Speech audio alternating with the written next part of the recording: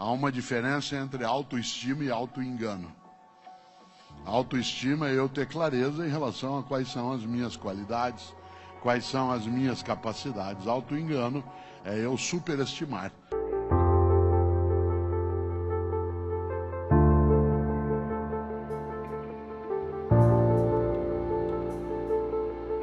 O fato de eu ter uma sala de troféus mostra que é possível fazer, não é garantia de que será feito.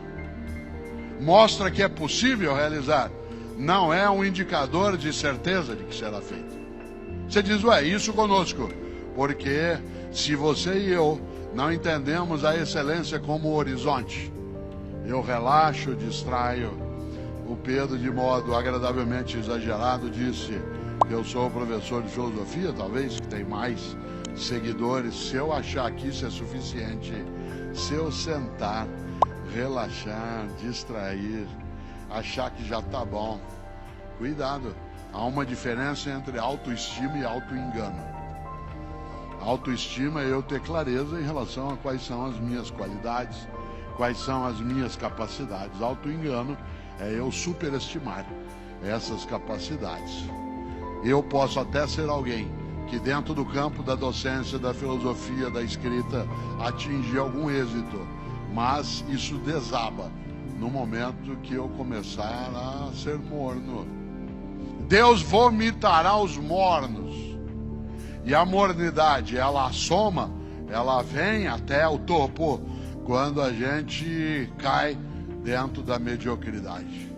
E o que é a mediocridade, repito, é quando a gente esquece da ideia central do Goethe, que é, se alguma coisa tem de ser feita, então que ela seja bem feita.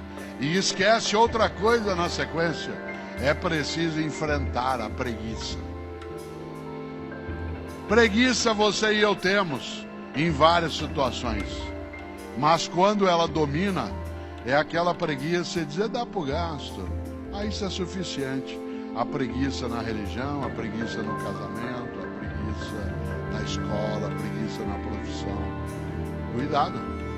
Quando o mundo religioso, especialmente cristão, colocou a assídia como um pecado capital, no ponto de partida, a preguiça era um grande pecado por supor que haveria ali algum tipo de desmanzelo, de enfraquecimento, de acovardamento em busca da vida salva, no sentido mais amplo da expressão religiosa.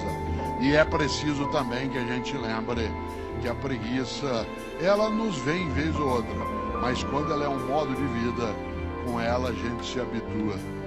Por isso, não há um único caminho na vida. A vida é plural.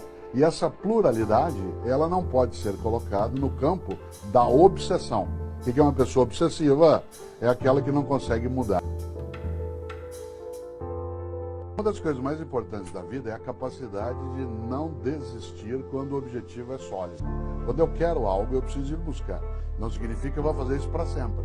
Aí seria tolice, obsessão, seria uma forma de distorção mental. Mas alguém que quer algo, vai procurá-lo. E às vezes vai ter que fazê-lo por muitas e muitas vezes. E ao fazer isso está demonstrando inteligência focal. Afinal de contas, há uma diferença entre ser flexível e ser volúvel. O volúvel é alguém que muda toda hora. Flexível é alguém que é capaz de alterar a rota depois que tenha fundamentos para isso. Por isso, eu admiro mesmo, uma pessoa que tenha clareza do que deseja e não desiste. Afinal, não existe fracasso no insucesso, o fracasso está na desistência. Ninguém fracassa quando não obtém sucesso, mas isso sim quando desiste após não ter obtido o sucesso. Claro que eu não vou desistir por qualquer coisa, mas também não vou persistir por qualquer coisa. Machado de Assis dizia uma coisa maravilhosa, ele dizia, nem sempre recuar é fugir. Nem sempre recuar é fugir. Pode ser que eu tenha que alterar minha rota e ir para outra atividade, mas só depois de eu esgotar todas as minhas energias naquilo que de fato é o meu foco. Uma pessoa só deve desistir de um projeto quando ela, tendo esgotado as forças que desenvolveu para atingir aquilo, percebe que essas forças que ela tem como capacidade não são mais suficientes. Alguém que várias vezes faz vestibular e nota que já esgotou aquilo que era a sua condição, tem que alterar a rota. Não há um único caminho na vida. A vida é plural.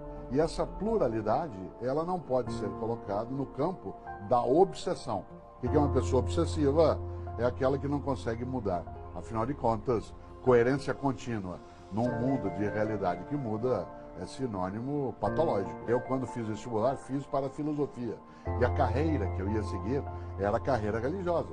Eu entrei numa ordem religiosa, que era a Ordem Carmelitana Descalça, tinha 17 para 18 anos. Fiquei 3 anos nessa atividade e, estando na universidade, mudei de rota. Fui para a atividade docente. Isso significa que a alteração da vida, ela não é algo fora da nossa condição.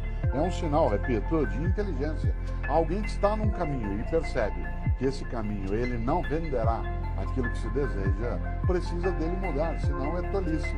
Eu tenho um critério. Eu acho que uma pessoa está pronta.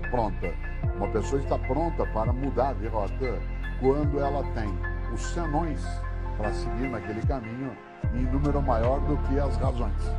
Isto é, quando os seus apesar de ficam muito maiores do que os seus por causa de. Quando eu vou fazer vestibular de maneira sequente e noto que insistir naquilo tem mais apesares do que por causa, tem muito mais senões do que razões, insistir aí não é valentia, é tolice. Qual o grande risco quando a gente se conforma com o possível, em vez de eu fazer o meu melhor? Mas Cortella, tá difícil, não oferece as condições. Cautela, circula muito na internet uma fala minha que eu digo, você tem que fazer o teu melhor nas condições que você tem, enquanto você não tem condições melhores para fazer melhor ainda. Na família, no afeto, na empresa, no negócio, eu tenho que fazer o meu melhor nas condições que eu tenho, enquanto eu não tenho condições melhores para fazer melhor ainda.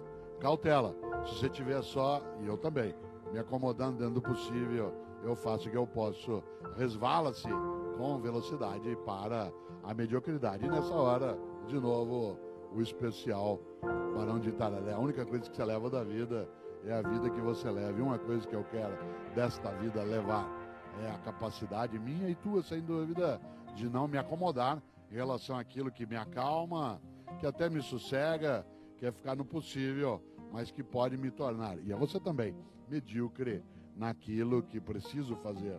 Eu insisto, eu não estou dizendo que você é medíocre, estou dizendo que você e eu podemos ficar medíocres. Quando? Quando a gente deixa de procurar o melhor na condição que a gente tem e fica se habituando com o possível. E quando a gente se habitua com o possível, a única coisa que a gente faz é sair por aí resmungando. O que eu posso fazer? Isso não dá certo.